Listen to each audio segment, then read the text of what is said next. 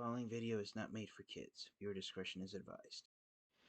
Hello to my subscribers, this is the TFA coming to you with what will hopefully be a quick and successful review. And today we're just going to be taking a quick look at a Transformers action figure that I originally had no plans on buying, but about 1.5 months ago, around the beginning of July, my family and I went on a shopping trip, and I found this at a store, and I figured what would be the harm in adding it to my collection. So here is the Transformers Studio Series Core Class as Spike Witwicky in the Exo-suit. So what makes this action figure special is that it's not an actual Autobot or Decepticon Transformer armor. It's the Autobot's first human friend, Spike Witwicky, inside the Exo-suit that he was seen wearing in the Transformers Generation 1 movie. So yeah, this is basically a human action figure, which is a rarity amongst the Transformers franchise. Nice, that's what makes it special. So you got Spike inside the exosuit.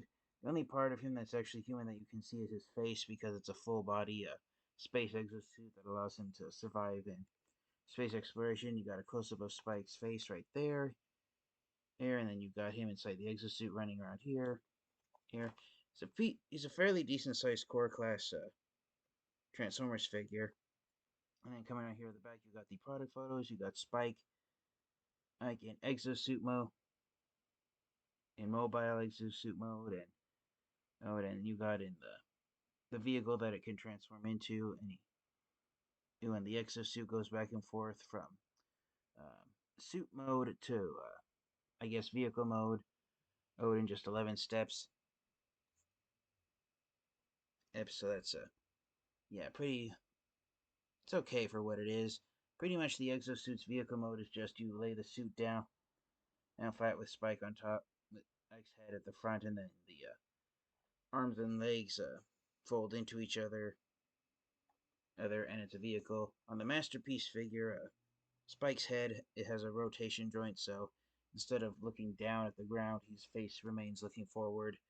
This core class figure doesn't have that ability, so it looks like Spike is always looking down. And when the exosuit transforms. Without further delay, let's get this thing out of the box and take a close look at the Autobot's human friend, Spike Witwicky. Alright, and so here is Spike, like right out of his box. The arms are rotated like this, so is to allow him to store inside, but rotate it like this, and then you rotate the arm down like this, and here he has the arms in the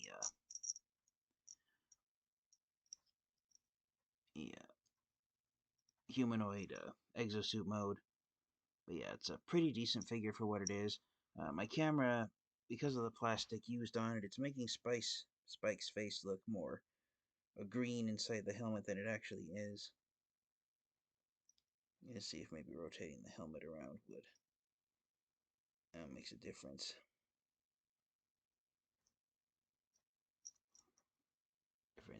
Not really. But anyways, yeah. So you got some pretty decent articulation where it is. Arms can go up and down at the shoulder. They can't really rotate too far, or due to that being a transformation joint to the exosuit's mobile mode.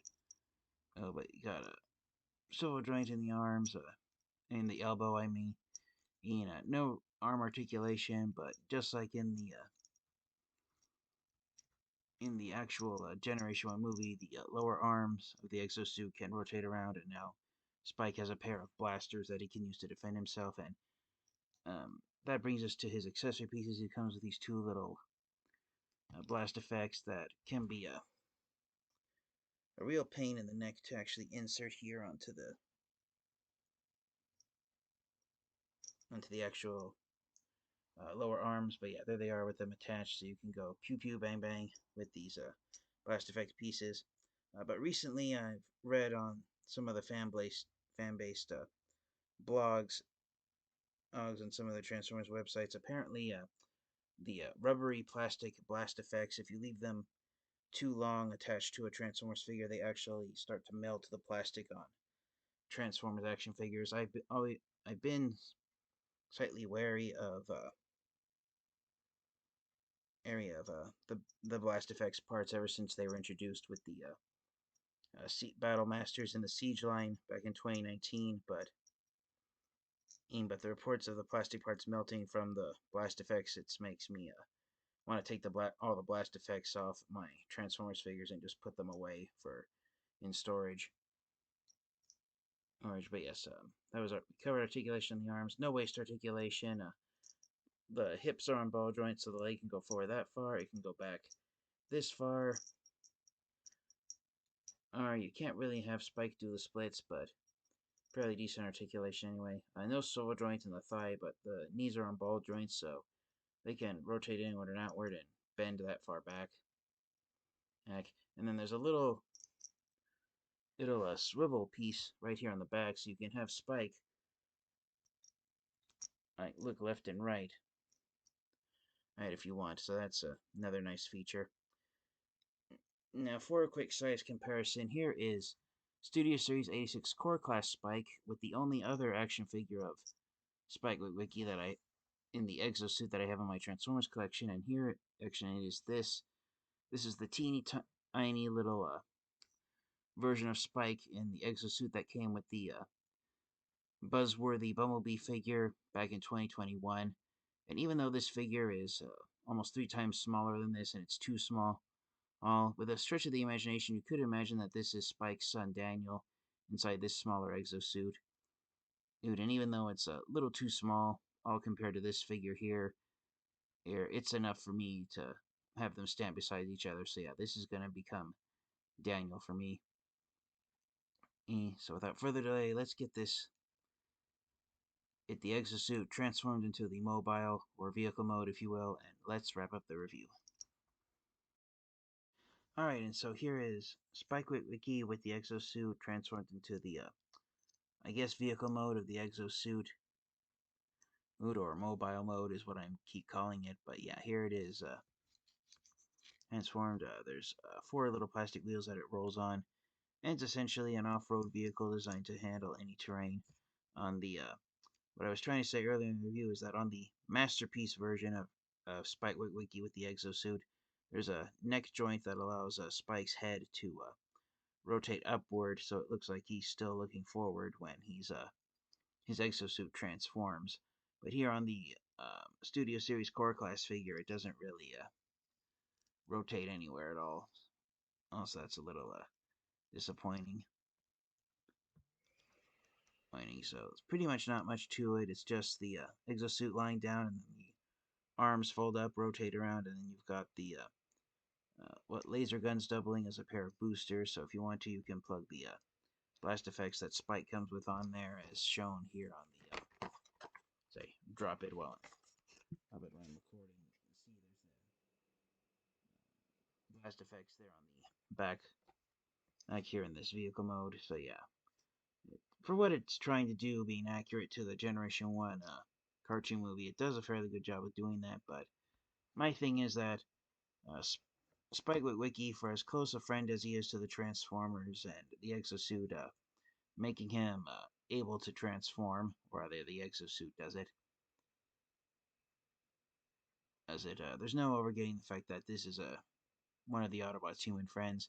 If it was a full-size Transformer, I'd say it would be a little decent, more, maybe have a higher opinion of it, but for what it does, as this might be arguably my least favorite core class Transformers figure ever made.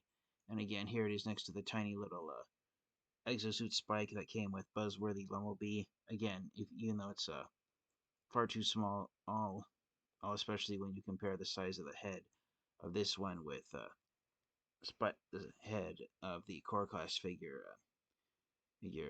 With a bit of a stretch of the imagination, you could imagine that this is Daniel, Spike's son, if you want. So yeah, overall, this is definitely an enlarged version of this figure, since officially these are both Spike, but I highly doubt, apart from the non-transforming figurine of Daniel that comes with Studio Series Leader Class Dinobot Slug, that we're ever going to get a core class figure of Daniel. But yeah, there they are, next to each other. So for my final thoughts, do I recommend getting the Studio Series 86 core class Spike Witwicky with the Exo-suit figure? I only recommend you get this figure if you can find it at a clearance price, which is why I got it. I found this guy literally going for exactly $10 with sales tax where I live in California, and for a core class figure these days to go exactly for $10 US currency here in California is unheard of. But if you're not really a fan of human characters from the Transformers franchise, then this figure can be an easy pass. If you want to, you could disassemble the figure and take off the helmet, or if you don't want to take it off, you could spray paint the helmet completely silver like it does here on the tiny little version of Spike. And you could pretend that that this is just another Autobot with a unique vehicle mode. Oh, it's all personal preference.